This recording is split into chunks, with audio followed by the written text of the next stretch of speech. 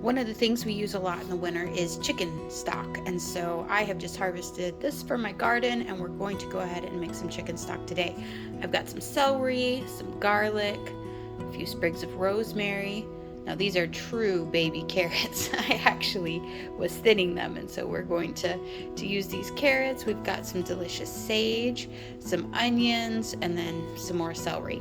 So we're gonna put that into our stock pot. And the thing that we're going to use for the chicken is actually chicken feet. So we will just throw those veggies in with the chicken feet, and that will make a wonderful, high in collagen broth that tastes delicious and is also extremely nutritious. So I already have the chicken broth into my roaster, and now I'm just going to be adding our celery, onions, and our herbs. Another thing you can do with celery, especially the tops, is you can dehydrate it or freeze dry it, and it will give you some wonderful flavor in your soups, your stews. Quite delicious. So I'm going to get these added, and then I will be back in a minute.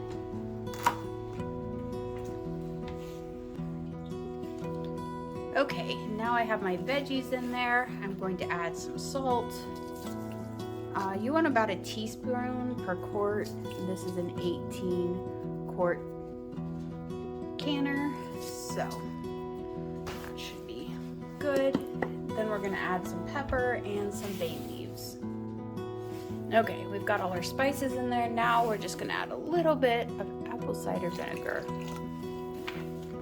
Now, over the next 48 hours, we will just keep this filled up with water and let the great nutrients and the delicious flavor fuse into it, and then we will can it. So we're gonna take this chicken broth and we are just going to scoop out all of the big things of carrots and chicken feet and herbs and celery. Get it all out, put it right over here into our other pot. So I've gotten all the big chunks out of this broth, taken all of the veggies out, the chicken feet. So now what I'm doing is I'm just taking it and running it through a fine mesh colander just to catch anything that we might have missed. So it's a nice clear broth ready for pressure canning.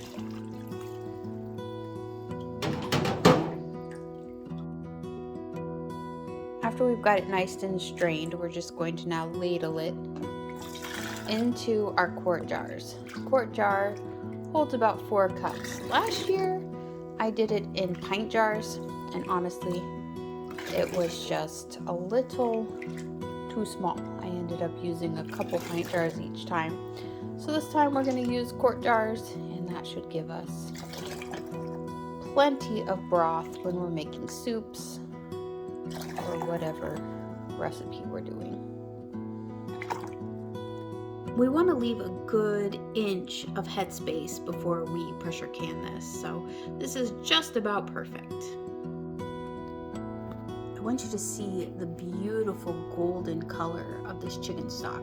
It is absolutely gorgeous, very flavorful, and just packed full of nutrition.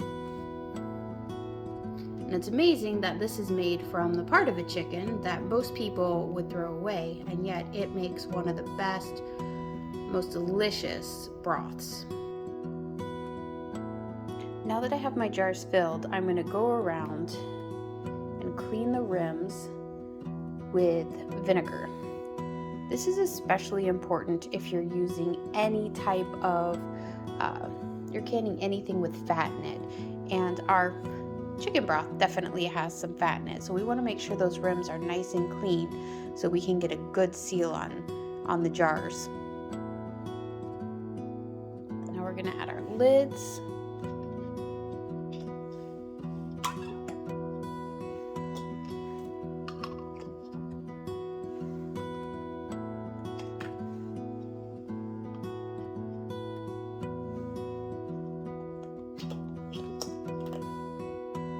And finally, screw on our rings just till they're fingertip tight.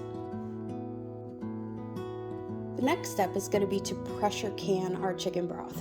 Now, if you have ever wanted to can or pressure can, but you have been a little nervous because you've heard all of the horror stories, well, let me introduce you to my latest gadget. It is the first ever USDA approved digital pressure canner. This takes all the fear out of pressure canning. You can pressure can with it, you can water bath can with it. It is really versatile, and it's one of those you can set it and walk away. You don't have to worry about regulating pressure. You don't have to worry about the pressure going too low and then have to start the batch over again. It really makes it extremely easy. So I'm going to show you how this works. I got mine at Farm and Fleet for $270, so they're not cheap. Another thing to keep in mind about them is that they do batches of 5 quarts. So it's about 2 less than a regular stovetop pressure canner, but honestly it works just fine for me because it allows me to do small batches but not have to sit and babysit the pressure canner. I can get done the other things that I have to do that day. Now, once we get into meats and things like that, I will probably be running this as well as my 2 stovetop pressure canners just to get as much done as possible. But if you're just getting started with pressure canning or don't have a ton to do, this might be a great option for you. Okay, to get started with our pressure canner, the first thing we're going to do is fill the insert with water to the first hash mark line. Then we're going to come down here and we're going to choose pressure can, so solid pressure can. Now it's going to ask us how many minutes we want to pressure can for. Quarts of broth are 25 minutes, so we're just going to click 25, select that. Now it tells us to insert our jars, so we're going to put them in. It's going to also then tell us to fill our jars. So if you're starting with cold jars, you can insert them and it will warm them up. Just put some water in them and then you'll fill them. But since we've already put in hot water on these, we're just going to stick them right in and go on to the next step. Okay, the next thing we're going to do is put the lid on. So put it on with install remove, and then we're going to turn it so it's locked. Then we're going to take this temperature gauge and we're going to push it down and lock it into place. And then we push the button and it says it is now warming. So it will do its thing. The next time it needs our attention, it will beep. Our pressure canner just beeped. It's ready to have the jars filled. So I already put the jars in there, so I'm just going to press it and it is going to heat up. One thing when we start that, we want to have the pressure regulator off. So I'll take that off and just set it to a side, and it will tell us when it's ready for us to put that back on. So it's beeping again and it says put regulator on. So now we take that regulator and we're going to put it on, and we want to make sure that it's pointed to can. So we've got it pointed to can. Come back to the front, let it know we've done that, and it starts the 25 minutes. Super easy. We can just walk away the next 25 minutes and do whatever else we need to do. Our pressure canner is now beeping. You can see the screen says it's done. So we're going to go ahead and take out our jars. First thing we're going to do, just push this to vent, make sure it's completely vented. Yep, it sure is. Next thing we do, take out the thermometer and then turn to remove. I always open it away from me just so that the steam goes out. Looks good. So now we're going to take our jars out. The one thing I forgot to do is to put some vinegar in the water. If you put vinegar in the water when you're pressure canner, then you're not going to get this white lime buildup on your jars. So I will do that for this next. batch, but you can see, super easy. I didn't have to do anything with it, and we are ready to put in our next batch.